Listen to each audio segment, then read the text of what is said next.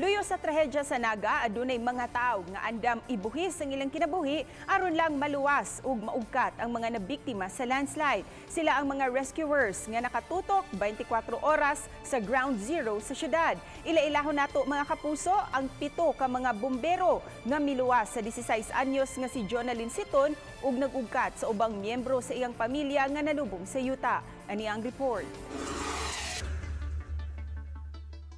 Ang mga rescuer gikan sa Bureau of Fire Protection 7 ang nagkuha nining video sa tinguha nga maistudyuhan ang sunod nga lakang sa pagluwas sa mga biktima nga naa sa sulod.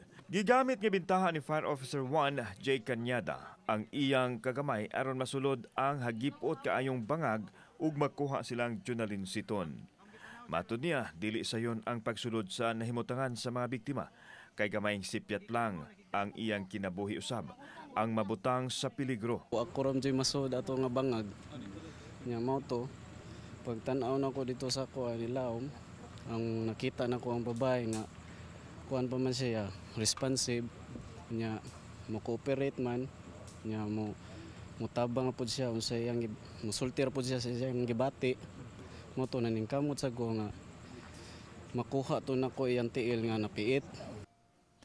7 ka mga bombero ang naglangkob sa rescue team nga mausab ang nagdasig kang Jonalyn kinsa na wad-an na kuno og paglaom ni atong tungura kauban ang amahan ini nga si Narciso. Makita sa hulagway ang pag-ugkat sa mga bombero sa 4 anyos nga igsuon ni Jonalyn kinsa wa nay kinabuhi. Gipanguluhan sila mismo ni Chief Superintendent Samuel Taddeo, ang Regional Director sa Bureau of Fire Protection Region 7. Nago sila sa lababo ba? Nya mo tay naka-cover nila. Makita na mo sila pero lisod ang access ba, gamay ang access. Isip mga rescuers sagol ang ilang gibati. Kaguol nga adunay nakalas apan dakong kalipay usab nga adunay kinabuhi nga ilang naluwas. Tingwa nila nga makikita kang Jonalyn ug sa pamilya nini sa higayon nga mahumana ang ilang misyon. Ang 16 anyos nga dalaga bag-o lang nakagawa sa tambalanan ug nagpaalim pa sa iyang mga samad. Dihang amo siya nabisita, dako ang iyang pasalamat sa mga nagluwas kaniya nga giisip niya mga bayani. Buhi nga naugkat ang iyang inahan apan namatay kini sa tambalanan. Ang iyang tulo ka igsuon namatay sa trahedya. Gato na kong damgura. Naka-feel dyan kong sakit pero yung kung di dyan yung damgo. Pero tiya kayong lipayan ako sa pagkuha dyan.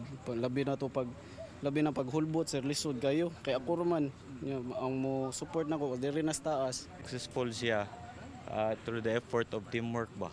Kay daghan maming gatrabaho. Napoy locals nga ako acknowledge ato si Sir Felipe unsa apelyido nito ni Sir. Ang first 7 responders lakip sa 215 ka mga sakop sa Bureau of Fire Protection nga nakatutok sa rescue mission sa Ground Zero. We raise our lives to save others. Yun ang talagang sinumpa namin dito. Kaya nga sabi namin dito sa mga tauhan ko rito, tatapusin talaga namin ito. Kukunin namin lahat itong mga naiwan dito. Yan yung pangako namin dito.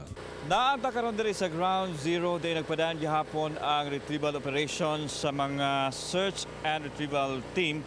Adlaw gabi ang ilahang serbisyo. Makuha lang ang mga patayng lawas nga natabunan sa landslide diri sa Tinaan, Naga.